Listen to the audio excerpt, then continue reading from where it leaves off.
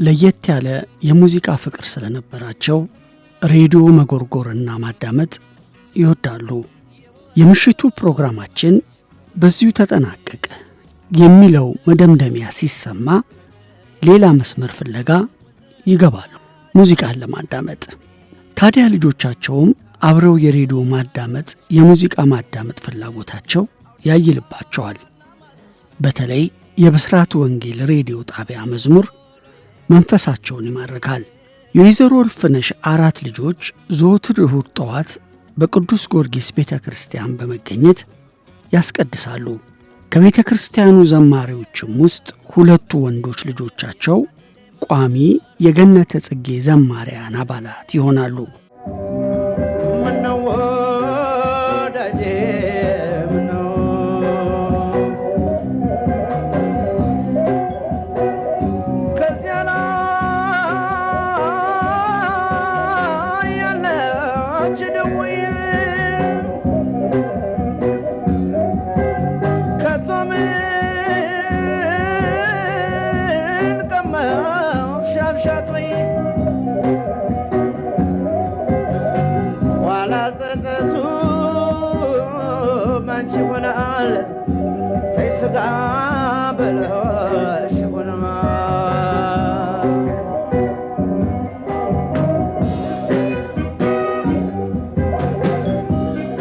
በሰፈራቸው ሕፃናት በተሰበሰበበት ሰርግ በተሰረገበት ሁሉ ኮከብ ዘፈን አውራጆች ይሆናሉ።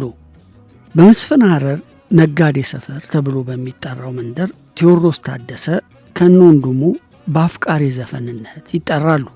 የሰፈሩ ሕፃናት የጨርቅ ኳስ ጠቅልለው ሲለጉ ቴዎድሮስ እንጨትና ቆርቆሮ ድምፅ በማሰጠት ይዘፍናል። ሱቅ ተልኮ እንኳን የሚወደውን ዘፈን ከሰማ የተላከበትን ሳያደርስ ከዚያው ይቀራል። ሕፃናቱ ብይ ሲወረውሩ ቴዎድሮስ ከፍታ ቦታ እየፈለገ ያዜማል። በ1957 የተወለደው ቴዎድሮስ የመንግሥት ለውጥ ተደርጎ ቀበሌ ሲቋቋም የቀበሌ የኪነት ቡድን ውስጥ ገባ። የኪነቱ ኃላፊ ሰውነቱ ከበድ ያለ ቢሆንም የቴዎድሮስን እጅ ይዞ በየቦታው ለመዞር አልታከተውም። የቀበሌው የገቢ ምንጭ አንዱ ቴዎድሮስ ሆነ። ከተፈሪ መኮንን ትምህርት ቤት ወደ ቋሚ ቲያትር ቤት ሠራተኝነት መዛወር ወሰነ። እንዳሰበውም አልተሳካም። በፈለገው የጊዜ መጠን ሳይቀጠር ቀረ። በ1973 ወደ ስቲሪዮ የምሽት ክበብ ጎራ አለ። ተቀጠረ። በልበ ሙሉነት ድምፃዊ ነኝ ብሎ ሥራ ለመፈለግ ካነሳሳው ነጥቦች አንዱ የሙሉቀን መለሰ አድናቆትና ድጋፍ ነው። በሰርግ ቤት ጨዋታ ላይ ሙሉቀን ቴዎድሮስን ያየዋል። እሱ ከሚጫወተው ውስጥ ሀገሯ ዋሳ መገና ሲል ያዳምጠዋል፣ ያደንቀዋል። ጥሩ ድምፅ አለህ ቀጥልበት ይለዋል። ቀጠለ። ድምፁ በካሴት ተቀርጾ ሉባንጃይ በመባል የሚታወቀውን ክር ለገበያ ቀረበ።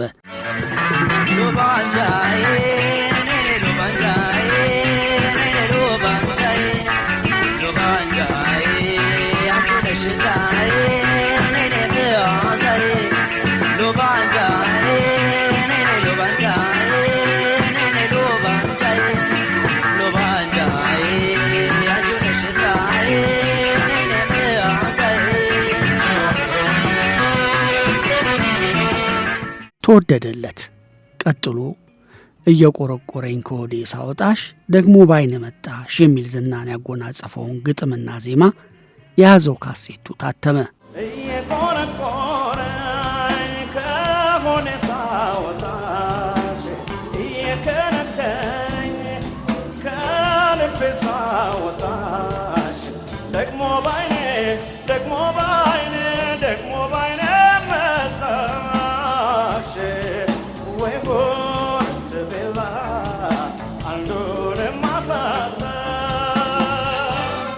በ1978 በቃ ቴዎድሮስ ታደሰ ዝነኛ ቴዎድሮስ ታደሰ ሆነ።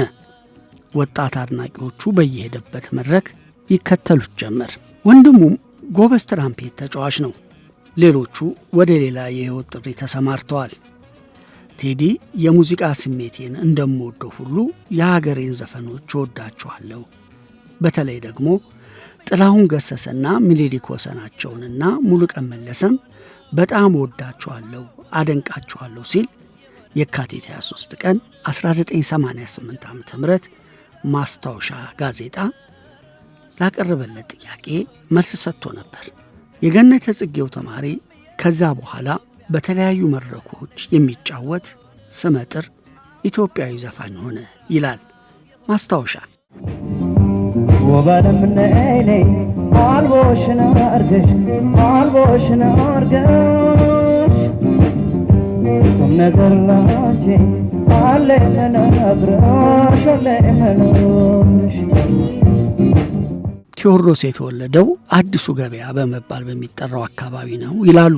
የአንደኛና የሁለተኛ ደረጃ ትምህርቱን በወይዘሮ ቀለም ወርቅና በኢትዮጵያ ጥቅደም ትምህርት ቤቶች ተከታትሏል።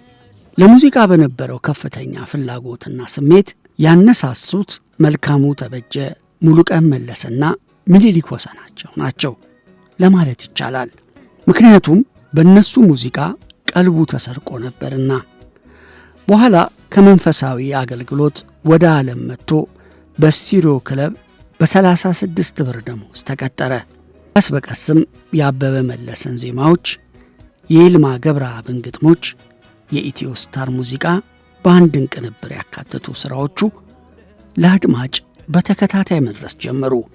በነጋሪት፣ በኤሌክትራ፣ በአምባሰል ሙዚቃ ቤት አዘጋጅነት የወጡት የሙዚቃ ሥራዎች ዕውቅናን አጎናጸፉት። ተወዳጅ እየሆነ መጣ።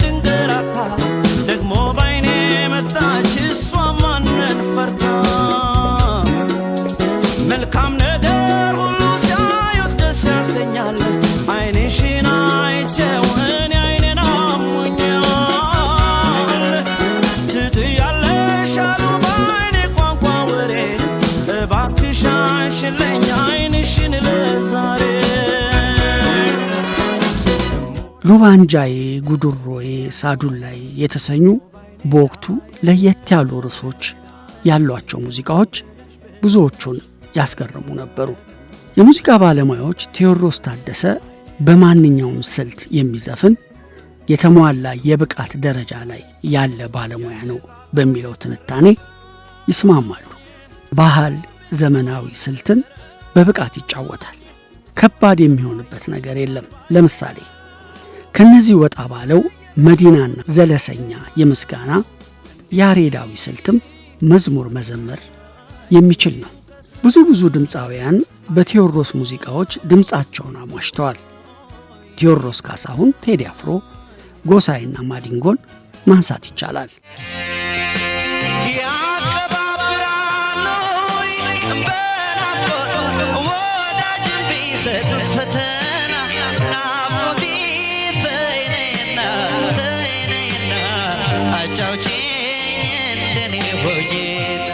ከ30 ዓመታት በላይ የኢትዮጵያ ሙዚቃ ታሪክ ውስጥ ቴዎድሮስ ታደሰ የያዘው ቦታ ለመታዘብ በተለያዩ የአይድል የሙዚቃ ውድድሮች ላይ በጀማሪ ሙዚቀኞች በስፋት ከሚቀነቀኑ ዜማዎች አብዛኛዎቹ የቴዎድሮስ ታደሰ ሙዚቃዎች መሆናቸውን መታዘቡ ብቻውን በቂ ነው።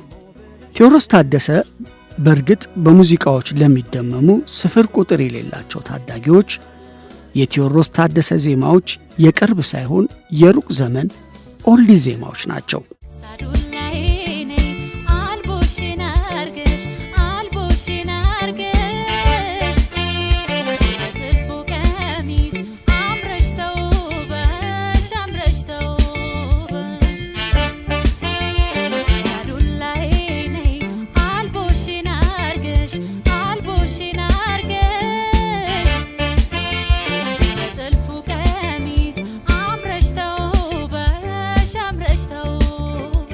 በሀገራችን የሙዚቃ ታሪክ ውስጥ አይረሴ ተጽዕኖዎችን ያሳደረ ድንቅ ሙዚቀኛ ነው።